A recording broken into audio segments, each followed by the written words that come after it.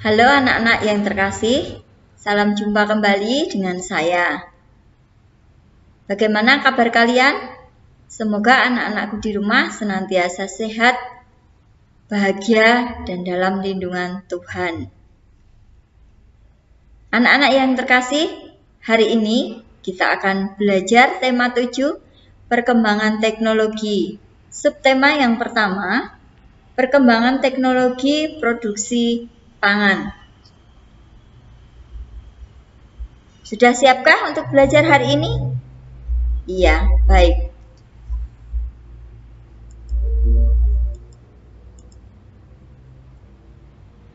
Kita akan belajar tentang pola irama dalam lagu.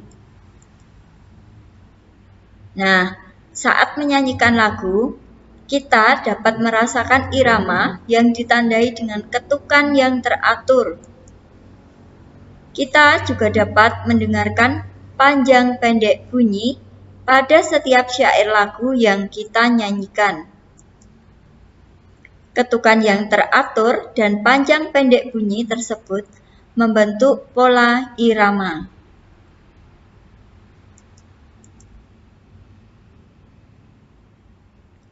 Ini ada syair lagu tentang pamanku datang. Nah, kita akan mencoba dulu ya. Dan tentu lagu ini tidak asing bagi kita semua ya. Contohnya, pada syair awal. Kemarin. Nah, itu salah satu contoh. Jadi yang pendek itu berada di ke dan ma. Yang rin itu panjang bunyinya. Dan kita akan menyanyikan secara teratur. Kemarin paman datang, pamanku dari desa. Nah, salah satu contohnya seperti itu. Dalam satu birama, ini ada 2 ketukan. Nah, ini terusnya ya. Dibawakannya rambutan pisang dan sayur mayur segala rupa, bercerita paman tentang ternaknya, berkembang biak semua. Ini adanya panjang yang terakhir. Begitu ya anak-anak. Mari kita nyanyikan lagu Pamanku Datang bersama-sama.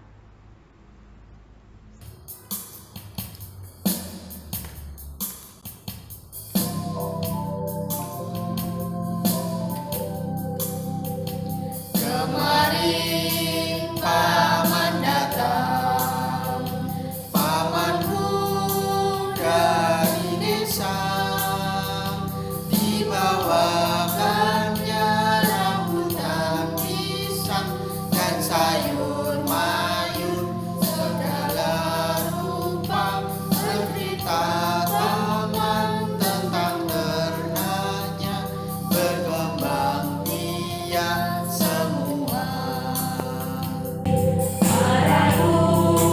Paman berjanji mengajak libur di desa, hatiku hilang tidak terberi, terbayang sudah lalu di sana, mandi sungai turun ke sawah, mengiring kerbau ke kandang. Belajar bersama paman yang menceritakan tentang hasil pertanian dan hasil ternaknya di desa. Nah, kita akan bersama-sama mempelajari bagaimana hasil pertanian dan hasil ternak tadi diolah menjadi makanan. Ya, kita akan simak bersama-sama, baca dengan cermat supaya kalian bisa menemukan informasi-informasi sehubungan dengan teknologi pangan. Perkembangan teknologi produksi pangan. Teknologi produksi adalah teknik perindustrian dengan menggunakan mesin-mesin. Perkembangan teknologi dari masa ke masa mempermudah kegiatan yang dilakukan manusia dalam memenuhi kebutuhan hidupnya. Dahulu orang masih menggunakan cara tradisional dalam membuat atau melakukan suatu pekerjaan. Semakin majunya zaman, semakin banyak teknologi modern yang dapat mempermudah hidup manusia. Contohnya, teknologi pangan. Teknologi pangan adalah suatu teknologi yang menerapkan ilmu pengetahuan tentang bahan pangan khususnya setelah panen guna memperoleh manfaatnya sebaik mungkin, sekaligus dapat meningkatkan nilai tambah dari pangan tersebut. Pangan adalah kebutuhan pokok manusia yang biasanya berasal dari tumbuhan atau hewan yang dimakan oleh makhluk hidup untuk bertahan hidup. Nah, setelah kalian membaca dengan cermat bacaan tersebut, informasi apa saja yang dapat kalian temukan dari teks bacaan tersebut? Setelah menemukan, jelaskan menggunakan kata-kata kalian sendiri, menggunakan kalimat-kalimat yang kalian buat sendiri sehubungan dengan produksi pangan. Amati contoh hasil produksi dari bahan dasar jagung. Ini merupakan hasil teknologi pangan. Jagung bisa dapat dibuat apa saja. Ini contoh hasil produksi dari bahan dasar kedelai yang bisa kita jumpai setiap hari. Hasil dari pertanian kalian cermati, kemudian setelah kalian mencermati jenis apa saja hasil panen itu, kemudian kalian tuliskan di kolom di bawah ini. Setelah dituliskan bahan dasarnya, kemudian setelah diolah itu menjadi apa. Misalnya tadi kan sudah dijelaskan ada jagung, menjadi apa saja, bisa menjadi mie jagung, popcorn dan sebagainya. Sekarang itu kalian tulis, kemudian hasil teknologinya apa, kalian tulis di sini. Hasil pertaniannya, teknologinya apa. Berikutnya hasil peternakan. Di sini ada beberapa hewan ternak yang bisa dimanfaatkan hasilnya oleh manusia sebagai makanan. Sama seperti hasil pertanian, kalian cermati, kalian tulis hasil ternaknya apa, kemudian yang dimanfaatkan, yang diolah itu menjadi apa. Ditulis di sini ya, teknologi pangan. Kalian telah mencermati bacaan tentang perkembangan teknologi produksi pangan yang bahan dasarnya dari hasil pertanian dan hasil peternakan. Setelah menjadi makanan yang kita konsumsi setiap hari, kalian cermati di dalam gambar ini ada beberapa kesukaan makanannya berbeda-beda, ya, beraneka ragam kesukaan dalam satu keluarga. Ayah suka nasi padang, kemudian ibu suka capcay, kakak suka bakso, adik suka sup. Nah, ini berbeda-beda keberagaman kesukaan makanan. Kalian ingat-ingat di dalam keluarga kalian, nah, kalian cermati kesukaan masing-masing anggota keluarga. Kesukaan ibumu apa, kesukaan ayahmu apa, kesukaan kakak adik apa, kesukaanmu juga apa. Kemudian kalau misalnya di rumahmu ada kakek, nenek yang tinggal di rumahmu, itu juga kalian perhatikan kesukaannya apa. Nah, dengan keberagaman kesukaan makanan ini tentu ada manfaatnya yang berbeda-beda. Itu manfaatnya apa? Coba nanti kalian cari manfaat dari keberagaman kesukaan makanan itu apa. Kalian benar-benar dicermati supaya mengenal perbedaan-perbedaan yang ada di dalam keluarga kita masing-masing, yang perbedaan itu membuat indah. Nah, ini makan bersama, ini juga kesukaannya berbeda-beda. Nah, tetapi meskipun kesukaannya berbeda-beda, kita bisa duduk bersama, makan bersama, itu sangat menyenangkan di dalam keluarga. Seperti Suster katakan tadi di atas, kalian tulis di sini apa saja manfaat keberagaman kesukaan makanan dalam keluargamu. Sekali lagi, manfaat keberagaman kesukaan, manfaatnya apa? Sudah jelas anak-anak? Kalau belum jelas nanti bisa tanya pada guru kelas masing-masing atau mencari sumber-sumber informasi dari internet, itu banyak sekali. Jadi, guru kelas masing-masing siap untuk menjawab pertanyaan-pertanyaan kalian. Wah, masakan ibu sangat enak. Ibu menjawab, terima kasih Budi, ayo dihabiskan masakan ibu. Jawab Budi, siap Bu, akan aku habiskan. Setelah makan bersama keluarga selesai, Budi dan adiknya membantu ibu berberes meja makan. Budi mendapat tugas mencuci piring dan adiknya mendapat tugas mengelap piring. Keluarga Budi selalu gotong royong dalam membersihkan rumah. Bagaimana dengan anak-anak?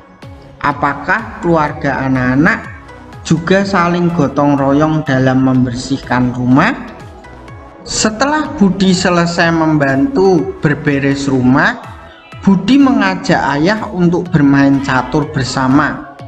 Budi suka bermain catur bersama ayah karena permainan catur itu permainan yang menantang dan mengasah otak.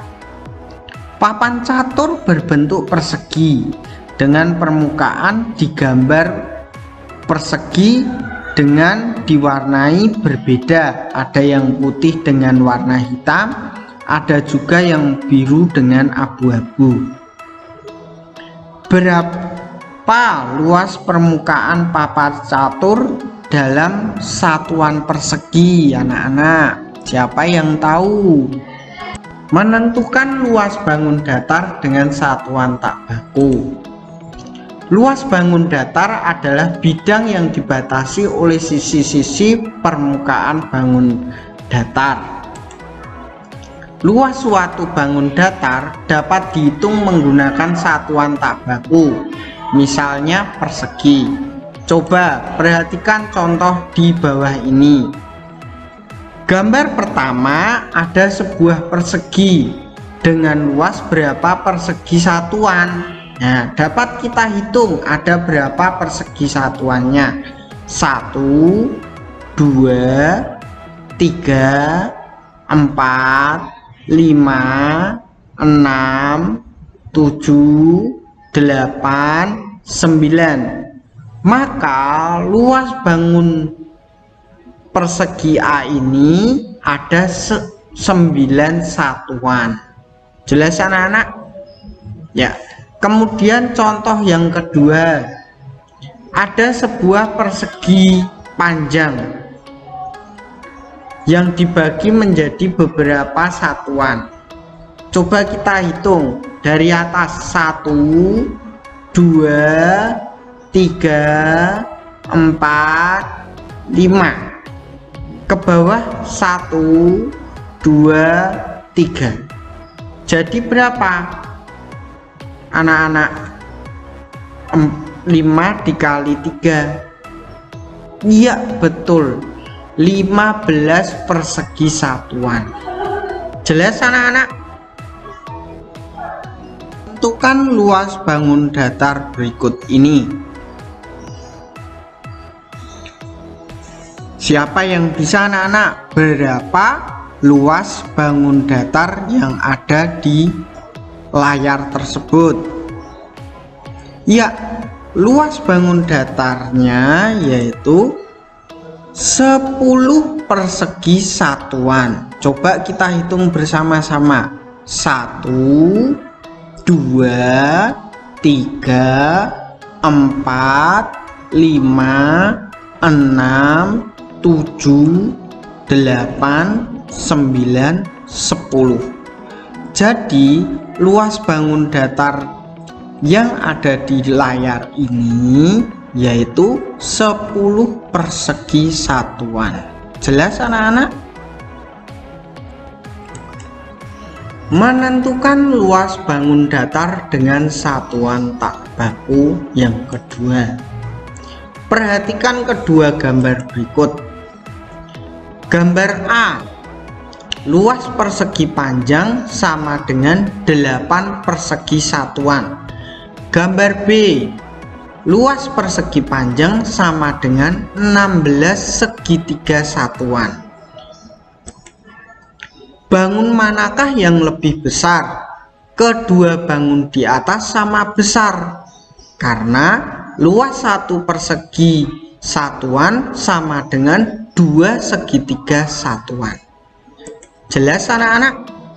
Perhatikan ini, 1 persegi satuan ini sama dengan 2 segitiga satuan. Jelas ya di sini? Nah, ayo tentukan luas bangun datar berikut. Siapa yang bisa anak-anak? Berapa luas bangun datar berikut ini? Coba Pak Haris beri waktu. Ya, betul. Luas bangun datar yang A yaitu 6 persegi satuan. Sedangkan bangun datar yang B berapa luasnya anak-anak? Betul sekali. Luasnya yaitu 4 persegi satuan. Karena 1, 2, ini ada 2 segitiga satuan, itu dihitung 1 persegi satuan, dan ini juga ada 2 lagi segitiga satuan. Kalau ada 2 dihitung 1 persegi satuan. Maka ini ada 1, 2, 3, 4. Ada 4 persegi satuan. Jelas anak-anak? Ya. Menentukan satuan tak baku untuk volume benda. Nah, perhatikan, ini ada gambar kecap. Ini ada sebuah botol kecap besar, dan ini ada 3 buah botol kecap kecil. Jika kecap kecil ini kita masukkan ke dalam botol kecap besar, maka ukurannya akan sama anak-anak. Jika penuh, 1 botol kecap besar ini jika penuh yaitu berukuran 3 botol kecap kecil. Jelas anak-anak? Pada gambar di atas dapat kita lihat bahwa volume botol besar sama dengan 3 botol kecil. Jelas ya dari sini? Nah, menentukan satuan tak baku untuk volume benda. Volume sebuah benda merupakan seberapa besar ruang yang dapat ditempati benda tersebut. Pada pengukuran volume botol kecap, botol kecil merupakan satuan tak baku yang digunakan untuk mengukur volume botol besar. Contoh suatu satuan tak baku lain yang dapat digunakan untuk mengukur volume suatu benda. Ini ada satu ember. Satu ember ini akan terisi dengan berapa gayung anak-anak? 8 gayung. Maka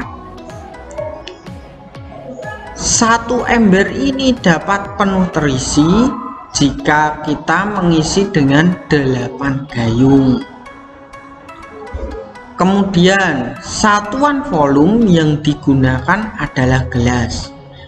Satu panci ini terisi dari 10 gelas. Perhatikan contoh pengukuran volume benda dengan satuan tak baku berikut. Satu ember ini akan terisi penuh jika diisi oleh 8 gayung yang berisi air. Volume embernya, maka berapa gayung anak-anak? 8 gayung. Ayo tentukan volume benda sesuai gambar berikut. Satu teko ini akan berisi penuh jika diisi oleh berapa cangkir anak-anak? Iya, 8 cangkir. Kemudian volume bak ini akan penuh jika diisi oleh berapa ember? 15 ember. Ya, pintar. Tepuk tangan untuk kita semua. Anak yang terkasih, kita harus tetap semangat untuk belajar di rumah. Karena kita masih menghadapi masa pandemi COVID-19. Seperti sikap Bunda Maria yang selalu beriman kepada Tuhan, kita diajak untuk berdoa agar masa pandemi ini segera hilang dan kita dapat bersekolah kembali bersama-sama. Salam sehat, berkah dalam.